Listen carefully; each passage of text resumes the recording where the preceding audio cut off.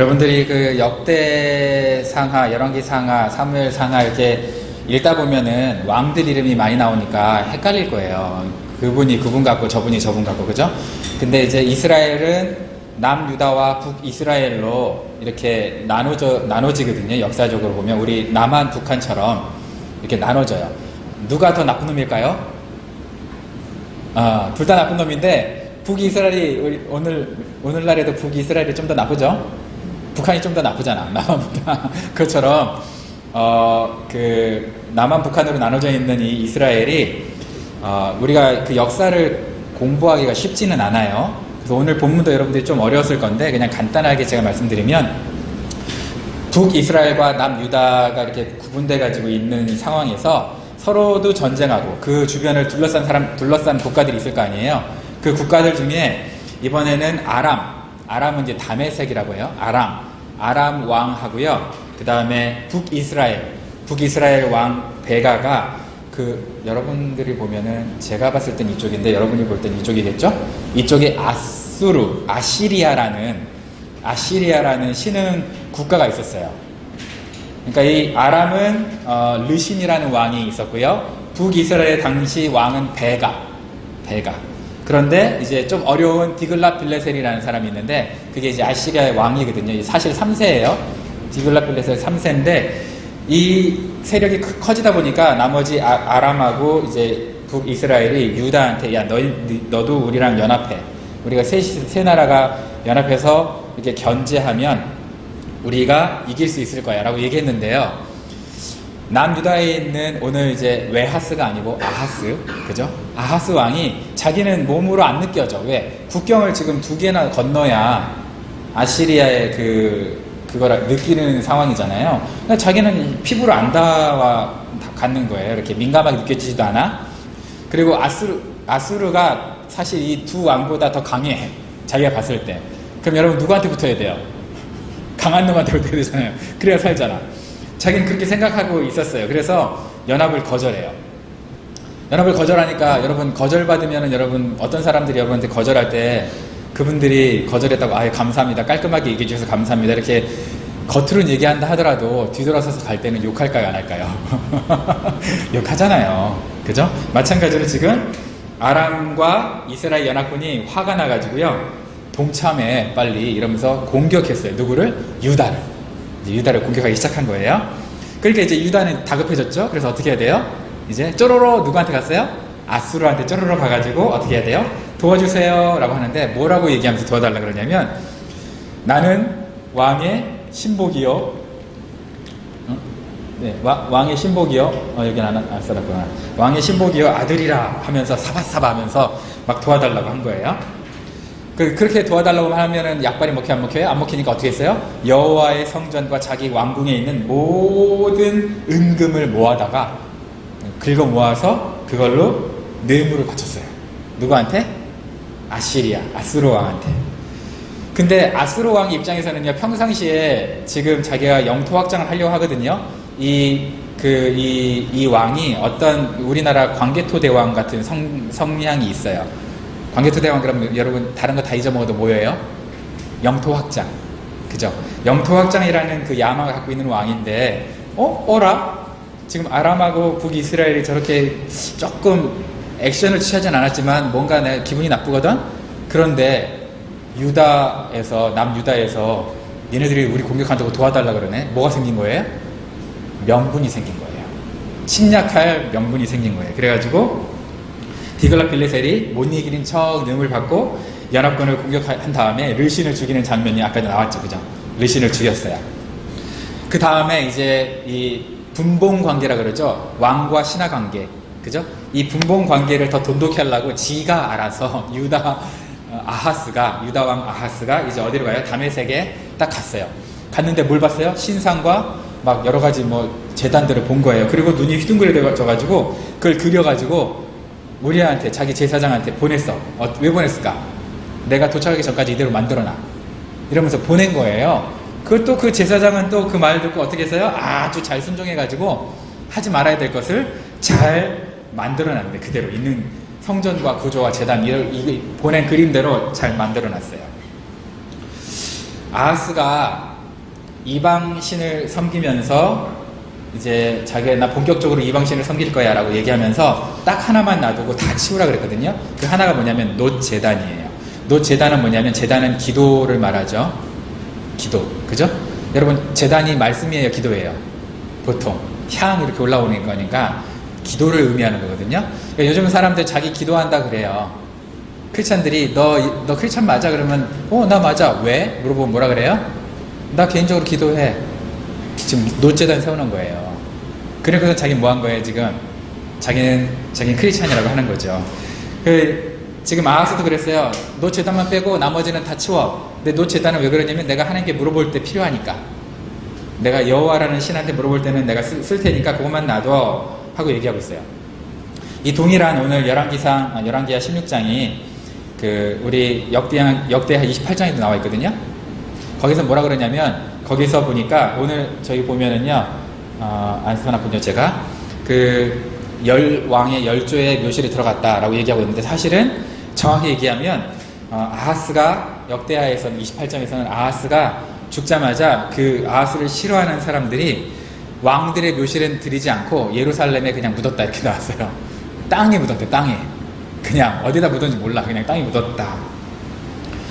왜 굳이 그 한 줄을 더 붙였냐면요, 경건한 사람들과 같이 다른 왕들처럼 이 사람은 그 왕의 묘실에 들어갈 자격이 없어 라는 거를 은연중에 뭐하고 있는 거예요? 성경이 밝히고 있는 거예요.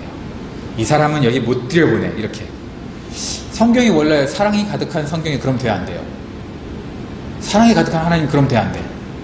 안 되지. 여러분 배운 대로 하면. 그죠? 근데 그렇지 않다는 거예요. 우리는 두 가지 양면을 다 알아야 돼요.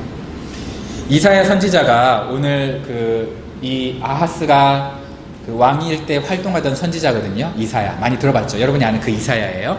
근데 이사야 7장에서 아람과 이스라엘 연합군이 이제 자기 협조 안 하고 쳐들어온다 그랬잖아요. 이때 덜덜덜덜 떨 거라고 착각하고 위로하러 갔어요. 하나님 말씀을 가지고. 근데 이 왕은 덜덜덜 떨지 않았어. 사실 떨긴 해서 조금 초반에는 떨다가 뭔가 자기만의 방법을 구했는데 이사야가 딱 가가지고요, 하나님이 지켜줄 거니까 떨지 마세요. 지켜줄 믿을만한 징조를 하나님 또 주시겠대요. 징조를 구하세요. 이렇게 얘기했어요. 징조를 구하세요. 그게 저기 있어요. 그랬더니 징조를 구한다 그랬어요. 아하스가 이르되 나는 구하지 아니하겠나이다. 나는 여호와를 시험하지 아니하겠나이다 한지라. 자, 여러분 봐봐요. 나 징조 구해. 하나님 구해주신다는데 저 얘기만 딱 보면은요, 저것만 딱 보면은 여러분 엄청나게 경건하고 하나님 사랑하고 믿고 의지하는 사람 같죠? 그죠? 그렇게 보이잖아요. 근데 그런 뜻이 아니에요. 지금 믿을 만한 징조를 구하라고 할 때 단호하게 징조를 구하지 않겠다고 저렇게 말한 이유는 뭐냐면은요, 하나님을 경외하고 겸손해서 그런 게 아니라 마음속에 이미 다른 대책이 있었어요. 마음속에 이미 자기가 생각한 길이 있어요. 대책이 있어요. 근데 벌써 다 세워놨어. 이렇게 하면 되겠다고 이제 마음의 평안을 자기가 만들어놨어. 그런데 이사야가 와가지고 하나님이 이렇게 하겠다고 하는 게 귀에 들려요, 안 들려요?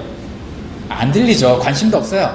그러든지 말든지. 그러니까 그런 마음으로 나는 여호와를 시험하지 않겠나이다. 저 관심 없어요. 왜? 이미 아수르한테 도움을 요청할 준비가 다 되어 있거든요. 그래서 다 긁어 먹어가지고, 은근 긁어 먹어가지고 하나님 필요 없이 내가 내 힘으로 한번 해보겠다라고 벌써 다 계획을 세워놨는데, 굳이 그 상태에서 벌써 은근까지 바쳐놨는데 하나님만 의지하라 얘기하면 은근 바친 게 아까워요, 안 아까워요? 아깝죠. 이게 죄의 속성이에요, 여러분. 죄의 속성은요, 내가 지금까지 한 게 너무 아까워서 그냥 그대로 계속 가는 거야. 그러니까 하나님 어떻게 했어요? 저런 나쁜 놈 이러더니 뭐라 그랬어요? 주께서 친히 징조를 너희에게 주실 것이라 하면서 걔가 구하지 않는데, 우리 하나님 왜 이렇게까지 진짜 자존심 다 버리고 저렇게까지 하실 필요가 있나 이런 생각할 정도로, 여러분 정말 우리 하나님은 너무나 마음이 상하시는 분이야. 참. 근데 지금은 그렇게 마음 상하시는 분이 세상 끝날에 하나님 그 왕으로 임재하실 때는 마음 절대 안 상해요. 너무 무서우신 왕으로 오세요. 여러분 이걸 꼭 기억하셔야 돼요. 마음 상하실 때 여러분 마음과 마음이 연결되기를 바랍니다. 하나님이 여러분을 향해서 마음이 상하실 때 그때가 은혜의 시기예요. 얼굴을 돌이켜서 심판 끝나면 끝장이에요. 제가 겁주는 게 아니라 저는 뭐 이렇게 하니까 잘 보여라, 하나님께 잘 보여 이런 얘기가 아니잖아요. 하나님과 여러분의 심장이 서로 연결돼야죠. 마음이 연결돼야죠. 그죠? 어쨌든 그래서 하나님이 하다못해 자기가 친히 그냥 징조를 줘버려. 그 징조 준 게 뭐예요? 처녀가 잉태하여 아들을 낳을 것이요 그 이름을 임마누엘이라 하리라. 신기하지 않아요? 여러분, 이 아하스는요, 유다 왕, 역대 왕을 뭐 사람마다 다른데 20명으로 추린 사람도 있고, 근데 보통 역사학자들은 39명으로 추려요. 유다 왕 39명 중에 가장 쓰레기 같은 왕 그러면 두 사람인데, 아하스, 므낫세예요. 아하스, 므낫세. 아, 이런 거 가려주면 이런 거 외우잖아. 그죠? 좋은 걸 외워야 되는데 우리는. 근데 아하스, 므낫세인데 그 중에 1등이야. 보통 1등. 아하스가 1등, 므낫세가 2등 이래요. 그렇게 의지하고 사바사바했던 아스루가 아하스를 도와줬을까요? 안 도와줬을까요? 오늘 본문만 보면 도와준 것처럼 보이지만 우리 역대 28장까지 가면요, 안 도와줬어요. 도와주는 척 하면서 나중에 뒤통수를 때렸어요. 도와주는 척 하면서 뒤통수 때리고 막 이래요. 아하스는 우리가 그 별명이 있어요. 그 신학자들은 뭐라 그러냐면 폐역의 종결자, 끝판왕, 폐역의 끝판왕, 종결자, 이런 별명이 있는데, 그런 사람을 통하는데, 성경은 이 아하스의 삶을 뭐라 그랬냐면 열왕의 길로 행했다. 열왕은 우리가 뭐 ten kings 이렇게 하면 좋은 의미로 번역이 되는데, 성경에서는 열왕 그러면 그런 의미가 아니고 나쁜 놈들 10명 완전수잖아요. 악한 놈들, 악의 끝판왕. 악의 끝판왕이라고 이렇게 평가되는 사람이에요. 그 삶의 패턴이 시종일관, 신실하게 엉망이었다. 이렇게 평가받는 왕이에요. 그래서 예레미야 선지자 같은 사람들은요, 이런 사람들을 향해서 내가 하나님께 불순종하는 것이 어려서부터 습관이라 이랬어요. 와, 하나님께 불순종하는 게 어려서부터 습관이라. 여기서 어리다는 건 나이를 어리다는 게 아니에요. 여러분, 신앙생활 첫 단추 잘 끼워야 돼요. 어려서부터 불순종이 습관이 되면 나도 모르게 그냥 끌려가는 거예요. 죄 가운데 계속 끌려가는 거예요. 그걸 조심해야 돼요. 어쨌든 아하스는요, 여호와의 성전에 있는 물건들을 다 떼내고 옮기고 내리고 놓아서, 바닥에 내려놓아서 모두 아수르한테 바쳤어요. 성경학자들은 이 모습을 어떻게 보냐면, 오늘날 영적인 신앙인들이 자기가 꼭 지켜야 될 유산들을 걷어내고 뜯어내고 내리고 놓아서 그거랑 뭐랑 바꿔먹는다 그래요? 돈이랑 우상이랑 쾌락이랑, 그죠? 명예랑 이런 것들로 바꿔치기 한다. 그거랑 똑같은 의미다 라고 지금 번역을 하고 있고요. 모든 주석서들이 거의 그렇게 번역을 하고 있어요. 우리가 영적인 것을 우리가 지키지 않으면, 뜯어내면, 우리 삶 가운데 버리면, 그러면 그 영적인 게 우리를 더 이상 지켜줄까요? 못 지켜줄까요? 못 지켜주죠. 그죠? 여러분들이 왜 결혼해서 그 결혼 사진을 거실이나 안방에다 걸어둬요? 그거 보면서 우리가 결혼했다는 걸 기억하고 내 와이프를, 내 허즈번들에게 최선을 다하겠다는 거잖아요. 그죠? 그런 차원으로 그 뜯어내면 돼야 안 돼요? 그래서 안 되는 거죠. 왜? 걸어놔야 되죠. 그것처럼 우리 영적인 것들을 다 걸어놔야 되거든요. 그런데 우리가 그걸 뜯어내고 버린 만큼, 그리고 우상에 갖다 버리면 우상이 우리를 지켜주느냐? 처음엔 지켜주는 것 같아요. 왜? 여러분, 예배 시간 줄여서 뭐 해봐요. 그러면 시간 남잖아요. 그죠? 여러분, 지금 온라인 예배 드리는 사람들이 어떤 착각을 갖고 계시냐면, 온라인 예배도 예배는 예배예요. 그런데 편하잖아요. 1시간만 딱 드리고 1시간 반만 드리면 집에서 갔다 왔다 할 시간 세이브하니까. 여러분, 갔다 왔다 할 그 시간 세이브한다고 여러분 그 시간이 의미있게 세이브되지 않아요. 절대. 그죠? 그걸 지금 누구한테 바치고 있는 거예요? 나의 편리함한테 바치고 있는 거잖아요. 그죠? 지금 아하스도요, 제사 드릴 때 자기의 편리한 대로 제사 드리는 그 모습이 나와요. 성전에 가서 제사를 드려야 되는데 그게 싫은 거예요. 그래서 어디서 제사를 드리기 시작했어요? 산당에서. 산당은 뭐냐면 내가 그냥 제사 드리고 싶다는 거기죠. 그러면 사는 말은 뭐예요?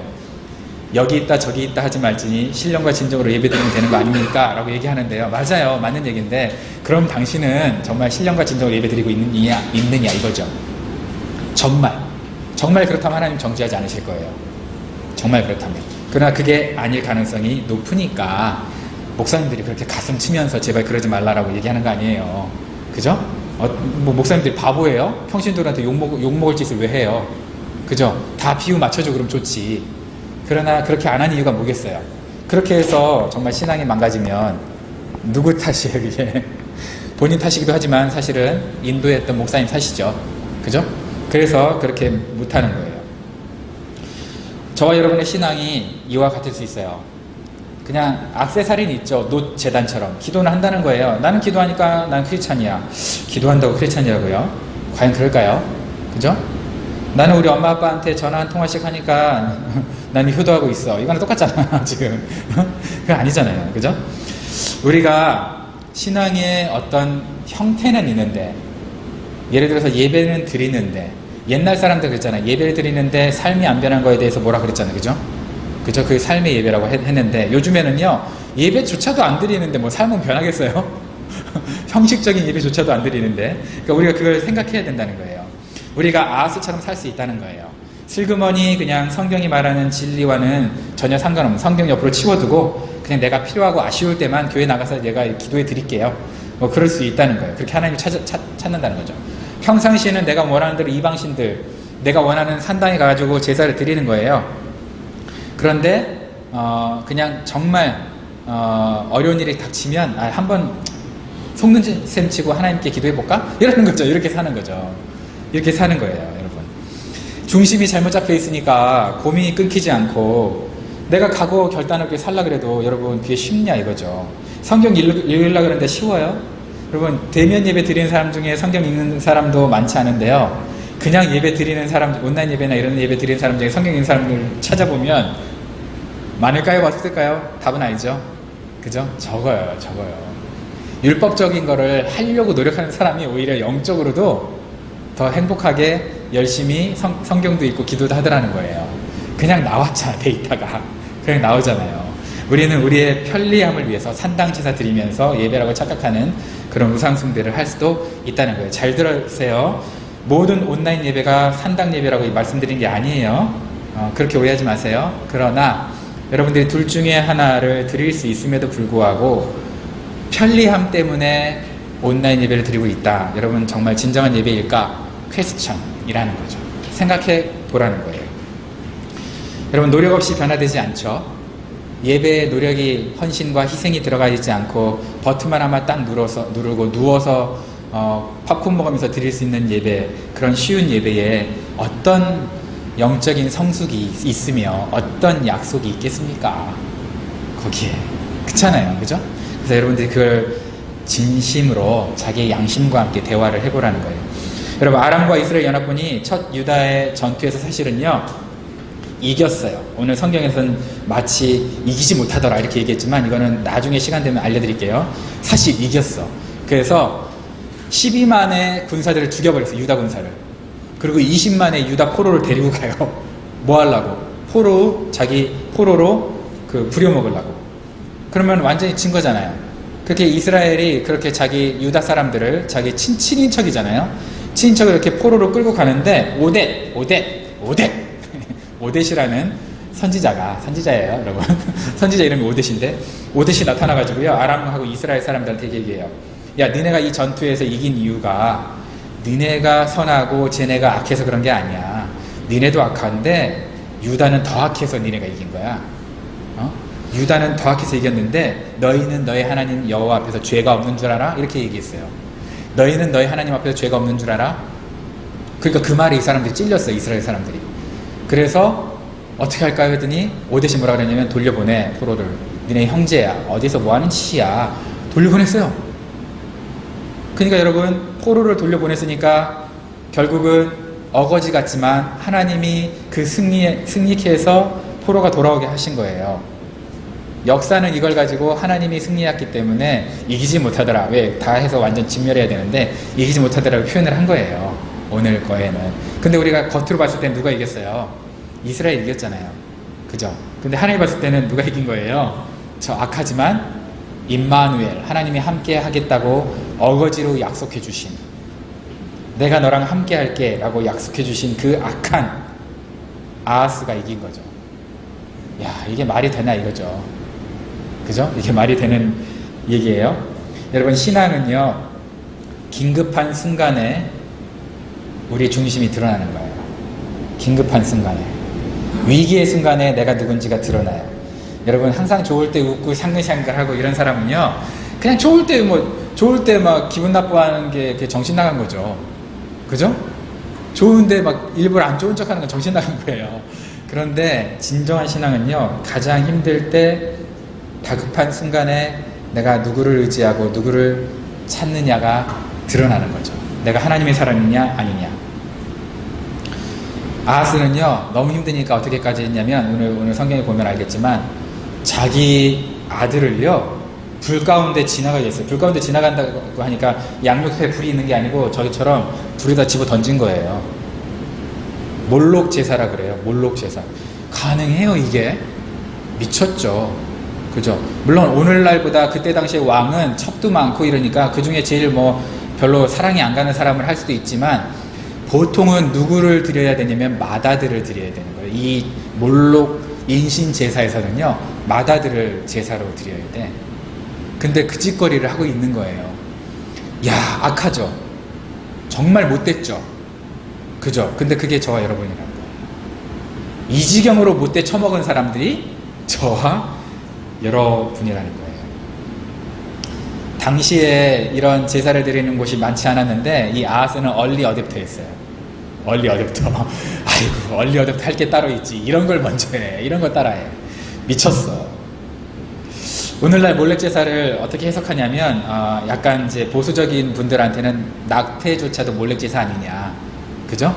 낙태가 이루어지지 않도록 조심해서 살아야지. 자기가 막 함부로 즐기다가 애 생겼다고 막 함부로 낙태하고 그러면 죽음의 신한테 버리는 거랑 마찬가지잖아요. 의사를 통해서. 그죠? 그래서 그런 낙태를 그런 식으로 보시는 분도 있어요. 목사님도 그렇게 보세요. 그래, 나는 낙태는 반대예요. 그런데 그렇게까지는 보지는 않아요. 낙태는 반대하지만, 그렇게 보지 않지만 사실 낙태할 일을 안 만들어야 되겠죠. 경건하게 살아야지 우리가. 안 그러겠어요? 그죠? 그럼 또 이렇게 얘기하면, 그럼 어쩌다가 막 성추행당해서 임신한, 아니 그건 다른 거잖아. 맨날 이상은 뭐 잘생기지 않는 거 가지고요 꼭 트집 잡으려고 그런 것만 그냥 찾아가지고 얘기하는 이런 망할 놈의 자식들이 있어요. 그건 또 다른 얘기죠. 그죠? 그건 또 다른 얘기고. 어쨌든 그런데 자기 자녀를 방패막이 삼아서 신앙을 요즘 흐지부지 하시는 분들이 많대요. 우리 아들 딸이 너무 아파서요. 우리 아들 딸이 너무 연약해서요. 우리 아들 딸이 지금 공부를 해야 돼서요. 하면서 자기 신앙까지도 어떻게 하는 거예요? 뒤로 머무르는 거죠. 물론 내가 성공하고 싶어서, 내가 뭐 하고 싶어서 이렇게 하는 세대 가운데, 나 하는 세대 가운데 자식이라도 핑계대면 마음은 편할 수 있겠지만, 그죠? 마음 편할 수 있겠지만 과연 그게 정말 진실한 신앙이냐라는 거죠. 지금 산당제사하고 지금 여러가지 제사 기구를 이 방식으로 꾸민 이 아하스의 신앙과 우리의 신앙을 한번 비교해 보자는 거예요. 우리는 그런 게 없는가? 우리는 성전을 내 맘대로 만들지 않는가? 은금을 다 죄다 걷어다가 아스로 왕한테 바치지 않는가? 여러분, 그랬더니 에돔과 블레셋이 옆에서 딱 지켜보다가 아스로 왕이 지금 아람과 북이스라엘을 치다가 유다 뒤통수 치는 걸 봤어요. 에돔과 블레셋이. 그거 보면 이제 나중에 어떻게 할 것 같아요? 에돔과 블레셋도 유다 뒤통수를 치기 시작하게 돼요. 그렇게 되는 거예요. 배신 당하는 거예요. 그러니까 이 에돔과 블레셋이 또 뒤통수 치니까 누구가 생각나야 돼? 원래는 하나님이 생각나야 되는데 누구한테 또 갔을까요? 울며 겨자 먹기로 뒤통수 맞았던 아수르한테 또 가는 거예요. 아수르한테. 그런 삶을 계속 반복하는 거예요. 왜? 제사를 산당 제사 드리고 지가 편한 것으로. 그러니 하나님과의 관계가 뭐 깊어지겠어요? 성전 자기 마음대로 리노베이션 했고 다 치워버렸고. 그러니까 오늘날로 말하면 하나님 중심의 예배가 아니라 인간이 편리한 대로, 인간이 좋아하는 대로, 인간이 요구하는 대로, 성도가 바라는 대로 예배를 누가 바꿔버렸어요? 우리아가, 대제사장 우리아가. 원래 우리아는 좋은 이름인데, 우리아는 그 다윗의 충성스러운 부하였거든요. 바세바의 남편. 근데 이 우리아가 이렇게 바꿔버렸어요. 저와 여러분들도 우리도 모르게 몰렉이라는 신한테 우리 자신을 바칠 수도 있고 우리 자녀들을 바칠 수도 있어요. 성전 기구를 우리 마음대로 막 배치할 수도 있고, 그리고 영적인 것들 다 뜯어내가지고 그냥 우상한테 바칠 수도 있어요. 은금이라 그랬는데, 뭐 은금을 의미하는 건 뭐 돈이겠죠, 그죠? 돈도 결국 내 건강과 내 취미생활과 이런 데는 막 바쳐버릴, 그럴 수 있어요. 그것만 그래요? 시간도 마찬가지죠. 여러분 시간을 확보해가지고 남이 내 일을 대신하게 만들고 자기가 그 시간을 확보해서 그거 가지고 하나님께 헌신하느냐? 그렇지 않아요? 어떻게 해요? 그 시간으로 자기는 오락을 해요. 그쵸? 그죠? 그게 우리들이에요. 여러분 그렇다면 포스트 코로나 시대에 우리는 어떻게 살아야 되느냐? 어떻게 마음 먹고 결단한 대로 우리가 살 수 있느냐? 답은 하나예요. 하나님이 우리와 함께 하시면 돼요. 그걸 뭐라 그랬냐? 임마누엘이라는 거예요. 하나님이 나와 함께 하시면 돼요. 예수님의 복음은 하나님이 나와 함께 하신다. 이게 복음이에요. 우리의 죄를 용서하시는 거는요, 하나님이 나와 함께 하시니까 죄가 용서받는 거예요. 그죠? 하나님이 나와 함께 하시니까. 임마누엘 되신 하나님께서 나를 변화시키는 것 밖에는 내 이 엉망진창인 삶은 변하잖아요. 내가 아무리 결단하고 노력한다고 되든가요, 그게? 결단하고 노력 자체가 나쁘다는 게 아니에요. 그거 없는 사람이 더 나빠요. 그런데 결단하고 내가 헌신한다고 되는 게 아니라 그건 해야 돼요. 근데 그렇게 할 때 하나님이 나를 복음 가운데 변화시킬 수 있어요. 임마누엘로 함께 하시는 하나님 어떻게 나를 변화시키느냐? 유전학 용어를 빌리면 우리 몸에 DNA가 있죠? 그죠? DNA가 있는데 이 DNA를 새로운 DNA로 바꿔준다는 거죠. 새로운 DNA로. 예수님이 그걸 고린도후서 5장 17절에는 보라 새 것이 되었도다. 우리 세포 안에 있는 악의 죄성의 DNA를 예수님의 DNA로 바꿔준다는 거예요. 여러분 심리학에서 사람을 두 개로 나누는 거 알죠? 자아와 초자아. 그죠? 이고 스포이고 자아와 초자아로 나누거든요. 그런데 이건 심리학에서만 그런 게 아니라 성경에서도 그래요. 사실 세 가지로 나누는데 지정의. 사람을 지정의로 나눌 수 있는데 물론 이분법적으로 나누시는 분도 있어요. 영혼과 육체로. 근데 우리가 말하는 건 그 영혼의 파트에서 지정의를 말하는 거예요. 좀 어렵죠? 어려워도 어쩔 수 없어요. 시간이 지금 많이 갔으니까. 그런데 이 개념을 제가 PPT를 통해서 여러분에게 좀 알려드리려고 해요. 예, 보시면은 이게 이제 DNA예요. 하나님의 선물, 복음 DNA. 그냥 DNA 말고 복음 DNA, 예수님 DNA. 이 DNA가 우리를 어떻게 변화시키는가? 간단해요. 여러분 잘 알죠? 이게 뭐냐면 왜 안 가죠? 자, 나의 정체성이 뭘로 이루어져 있냐면요. 네, 자아와 초자아로 이루어져 있어요. 심리학에서 그래요. 자아를 한 5개로 한번 나눠보자는 거예요. 이거를 원래는 자아를 5개 나누면 안 되지만 자아를 5개로 나누면 자, 자아는 일단 첫 번째 이렇게 본능이 있어요. 본능 아시죠? 이제 본능이 뭔지. 근본적 욕구 자체, 이 본능 자체는 선하거나 악하지 않아요. 본능, 그죠? 본능을 뭐 사자가 토끼 잡아먹는 거 잔인하지만 그 본능이 그런데 어떻게 해요? 안 먹으면 자기 죽는데. 그래서 이게 선악을 우리가 구별하기는 어려운 거예요. 본능 자체는. 그런데 또 한 번 눌러주세요. 네, 잘 안 되면 눌러주세요. 자, 그 다음에 이성이 있어요. 근데 이성이라고 번역하기보다는 intelligence, 지식이라고 하는 게 좋을 것 같아요. 왜냐면 이성 이러면은 뭐랑 헷갈리냐면 의지랑 헷갈려. 그죠? 사람은 우리 의지랑 헷갈려. 그렇지만 어쨌든 지식, 이성, 인식 능력이고 이성 자체로는 할 수 있는 일이 없어요. 우리가 뭘 안다고 뭐가 돼요? 안 돼요. 그죠? 그리고 이성 밑에는 이제 감정이 있어요. 감정 자체는 선하거나 악하지 않아요. 감정이 해치질 않아요. 보통 감정은 미워하는 감정이 있다 하더라도 그게 행동으로 옮겨지기까지는 쉽지가 않아요. 사실, 그죠? 그런데 그 감정 밑에 뭐가 있냐면 의지가 있어요. 자아의 중심이죠, 이게 사실은. 의지가 가장 중요하죠. 어떤 사람들은 이게 바뀔 수 있어요. 위가 뭐 의지일 수 있고, 감정, 그 다음에 여기가 지식, 사람마다 달라요. 근데 그냥 이렇게 됐다고 볼게요. 그리고 그 밑에 이제 기저를 구성하는 게 뭐냐면 사랑이에요. 그러니까 사랑은 의지, 감정, 이성, 본능을 다 이겨내잖아요. 그죠? 이게 사랑이에요. 자, 그래서 하나님 인간에게 주신 사랑 여러 가지 있는데 그 중에 4가지만 고르면 우정, 필리아, 스톨게, 그 부모 자식 간의 사랑, 에로스는 여러분 육체적인 사랑, 아가페, 이거는 이제 하나님의 사랑. 어떤 사람이 부모 자식을 아가페로 착각하는 게 있는데 그렇지 않아요. 부모 자식의 사랑은 스톨게예요. 알겠죠? 그래서 이런데 이렇게 있어요. 문제는 이것들을 본능, 이성, 감정, 의지, 사랑, 요게 이제 순서는 조금 바뀔 수 있어요. 이건 제가 만든 게 아니고 우리 교단에 잘 나가는 선배님이 만들어준 걸 제가 그대로 갖고 왔어요. 네, 제가 만든 게 아니고 어쨌든 자, 그 다음에 자아를 지배하는 2개의 힘이 이제 초자아에 있어요. 그게 뭐냐면 초자아에 네, 한번 눌러주세요. 초자아에 죄와 은혜라는 거예요. 초자에 이게 죄와 은혜가 이 초자의 부분인데, 이제 죄는 자아를 병들게 하고 변질시키는 힘이에요. 죄가 이 위를 컨트롤해요. 밑에 바탕에서 위로 올라와요. 여러분 꾸정물을 흔들면 막 올라오는 것처럼 올라오는 거예요. 죄가 있어요. 그래서 죄는 세 가지 기능을 갖는데, 첫 번째, 죄는 바이러스와 같아서 자기 혼자는 존재를 못해요. 그러니까 죄가 바깥에 떠다니는 거 봤어요?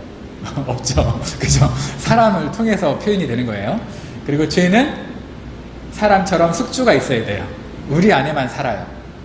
죄가 밖에 있는 게 아니야. 사람 몸에 안에 있어요. 그 다음에 죄는 가장 심각한 건데, 이 자아 부분을 지배해서 본능, 이성, 감정, 의지, 사랑까지 악하게 통제할 수 있어요. 악하게. 그래서 은혜는 두 가지 기능을 가져요. 아까 전에 이제 죄했죠. 은혜는 뭐냐면 죄와 자아를 분리시키는 능력이 있어요. 정죄함이 없다는 거예요. 죄와 자아를 분리시켜요. 그리고 이거를 빼내요. 이렇게 싹 제거해서 은혜가 내 모든 자아를 커버하게 만들어요. 이걸 은혜의 지배라고 해요. 은혜가 나를 지배하는 거예요. 자아를 대신해서 새로운 자아를 이루고 예수님이 내 안에 사는 것. 그래서 복음은 죄가 지배하는 자아의 DNA를 바꿀 수 있는 하나님의 유일한 해결책. 왜냐하면 죄가 우리 안에 들어있잖아요. 근데 아까 전에 제가 잠깐 설명 안 했는데, 그 죄는 밑바탕에만 있는 게 아니라 사이사이에도 있어요. 본능과 지식 사이, 그 사이에도 다 있어요. 그러니까 이걸 한꺼번에 빼내가지고 없애버려야 돼. 그죠? 사이사이에도 들어있어요.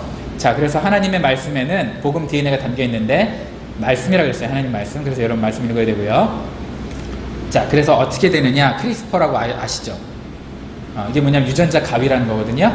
유전자 가운데서 불필요한 것을 잘라내고요. 꼭 필요한 걸로 그 DNA를 집어넣는 걸 크리스퍼 기술이라고 해요. 그것처럼 불순종과 폐역의 죄가 제거되는 거예요. 죄 자체를 제거하기는 어렵잖아요. 그러니까 죄의 DNA를 제거하는 거예요. 그리고 예수님의 DNA, 복음의 은혜가 들어와서 우리에게 새로운 삶이 시작되는 거예요. 그래서 이렇게 이걸 죄라고 한다면 죄를 잘라내고 끊어내고 죄를 만드는 DNA야. 그래서 우리 이런 말 하잖아요. 우리가 죄를 지어서 죄인이냐? 죄인이기 때문에 죄를 짓느냐? 그 말이 그 말이에요. 그쵸? 죄인이니까 죄를 짓고, 죄를 지었으니까 죄인이지. 닭이냐 달걀이냐 그거 싸워서 뭐해요? 그죠? 똑같은 얘기예요. 그래서 여기 보면은 이렇게 되는데요. 이렇게. 그래서 불순종과 폐역의 죄가 제거되고 복음의 은혜가 들어와 새로운 삶이 시작돼요. 그래서 그 복음에는요, 복음은 DNA는 이렇게 두 가지가 되어 있는데, 하나님의 은혜 이미 만들어져 있죠. 거기에 내가 믿음으로 반응을 해서 이렇게 듀플렉스가 돼야 돼요. DNA 듀플렉스. 그리고 하나 더, 네, 한번 눌러주세요. 잘 안 되네. 용량이 커서 그래요. 자, 복음 DNA는 이렇게 말씀 안에 담겨서 마음의 지층을 따라 내려가고 올라갈 수 있어요. 내려가도록 되어 있는데, 여기서 복음이 내려가고 올라가고 나를 씻기고 세워주고 그러는 거예요. 자, 그 다음에 복음 DNA는 자아를 통과할 수 있는 유일한 힘을 가지고 있어요. 자아를 통과할 수 있는 유일한 힘을 가지고 있다. 다른 거는 지식 배워서 밑으로 안 내려가잖아요. 여러분 배운다고 사랑이 커져요? 별로 안 커져요. 그죠? 마찬가지예요. 감정이 여러분 사랑을 끝까지 지켜줘요? 아니에요. 그러면 왜 사람들이 이혼하고 난리쳐요? 황혼 이혼하고, 그죠? 그렇지 않아요. 자, 그래서 한번 복음 DNA는 죄를 무력화할 수 있는 유일한 힘을 갖고 있고요. 네, 한 번 더 눌러주세요. 복음 DNA는 마음의 가장 깊은 곳 은혜의 자리에 자리 잡는다. 맨 밑바닥에 우리의 파운데이션이 뭐인 거예요? 은혜인 거예요. 여러분과 저의 삶의 파운데이션이 무서워하는 거, 두려워하는 거, 정죄하는 거, 막 잘 보이려고 하는 거, 이런 거면 안 된다는 거예요. 뭐가 돼야 된다는 거예요? 은혜. 하나님의 은혜. 아시겠죠? 저 여러분의 뿌리가. 하나만 더 눌러주세요. 마지막이에요. 네, 복음 DNA는 새로운 자아를 이루고 새로운 정체성이 된다. 그래서 네, 끝. 하나 누르면 끝이죠. 네, 임마누엘 하나님의 DNA, 예수님의 복음이 믿음을 통해 은혜로 내 안에 스며들면 내 DNA가 바뀌고 내 운명이 바뀐다. 본질적으로 새로운 피조물이 된다라는 거예요. 결론적으로 저와 여러분들이 바뀔 수 있는 방법은 딱 하나예요. 뭐냐? 임마누엘, 하나님이 우리와 함께 하시는 거예요. 하나님 내 삶 가운데 함께 하시는 거예요. 그런데 쉬워요. 함께 하는 거는요, 여러분 그 말씀으로 함께 하시는 거예요. 우리에게 성경책 주신 거, 그것도 성경 읽으라고요? 율법주의 아니에요? 아니에요. 여러분, 바리새인과 서기관이 예수님 만나기가 쉬울까요? 다른 사람들이 예수님 만나기 쉬울까요? 바리새인과 서기관이 예수님 만나기 더 쉽다는 거 아세요? 우리는 성경을 보니까 바리새인 서기관 맨날 손가락질 하는데 미안한데 너는 그 사람보다 못해. 그래서 하나님 뭐라 그랬어요? 너희 의가 바리새인과 서기관보다 낫지 못하면 어느 누구도 천국에 가지 못하리라. 행동을 말하는 게 아니에요. 여기서 의는 예수님으로 덧입히라는 얘기죠, 사실은. 근데 예수님으로 덧입힘을 받을 수 있는 방법은 뭐예요? 바리새인과 서기관들이 생각하는 행동처럼 살면서 중심이 누구를 닮아야 돼요? 예수님을 닮아야 돼요. 그래야만 예수님을 알 수 있어요. 여러분이 아무리 마음으로 나 트럼프 대통령 너무 좋아해, 나 바이든 대통령 너무 좋아해, 너무 나 열렬한 팬이야, 그런다고 여러분 만날 수 있어요? 못 만나. 여러분 어떻게 돼야 돼? 그에 걸맞는 사람이 되거나 그 사람의 관심을 끌만한 사람이 돼야죠. 그죠? 그래야 만나는 거 아니에요. 목사님 또 그렇게 얘기하면 또 율법주의 막 내가를 키우고 막 이래, 하나님 앞에 근사한 사람들 그래야 하나님 만나주신다. 내가 그래 얘기했니? 내가 그렇게 얘기했니? 그 얘기가 아니잖아요. 그죠? 그 얘기가 아니에요. 항상 조심해야 될 게 있어요. 한쪽으로만 치우치면 문제가 돼요. 그래서 저 여러분들은요, 본질적으로 새로운 피조물이 되기 위해서 복음으로 우리가 새롭게 돼야 돼. 내 밑바닥에 하나님이 나와 함께 하신다, 이게 같이 있어야 돼. 하나님이 나와 함께 하시는데 내가 야동을 보기가 쉬워요, 어려워요? 어렵죠. 하나님이 나와 함께 하시는데 직장에서 저 사람 사기치기 쉬워요, 어려워요? 어렵죠. 하나님이 함께 하시는데 와이프하고 허즈번드한테 화내기가 쉬워요, 어려워요? 그건 쉬워요. 그건 쉽더라고. 그건 쉬운데 어쨌든 그래요. 여러분, 하나님이 임마누엘로 함께 하셔야 우리가 완전히 변해요. 완전히 변해요. 바라기는 아하스처럼 다른 곳에 한눈 안 팔았으면 좋겠습니다. 이런 악한 왕이 되지 않고, 그럼에도 불구하고 약속했던 마지막 솔루션 임마누엘 놓치지 말고, 아하스처럼 놓치지 말고 우리가 그 임마누엘 대신 예수님을 받아들이고 그 예수님을 우리의 은혜의 밑바닥에, 가장 나의 베이스에, 파운데이션에 정말 든든한 기초로, 예수님을 기초로 세워서 저와 여러분들의 신앙이, 저와 여러분들의 삶이 풍성한 삶이 되도록, 그렇게 삶을 살아가면 은혜 때문에 죄는 밀려나요. 은혜 때문에 우리 안에 있는 모든 층층이에 쌓여있던, 숨어있던 죄는 밀려나요. 그리고 우리는 하나님이 원하시는 사람이 될 거예요. 죄를 뽑아내려고 아무리 노력해봐야 힘들어요. 노력하세요. 하지 말라는 얘기가 아니에요. 하세요. 그러나 은혜 때문에 죄가 밀려나는 저와 여러분이 됐으면 좋겠습니다.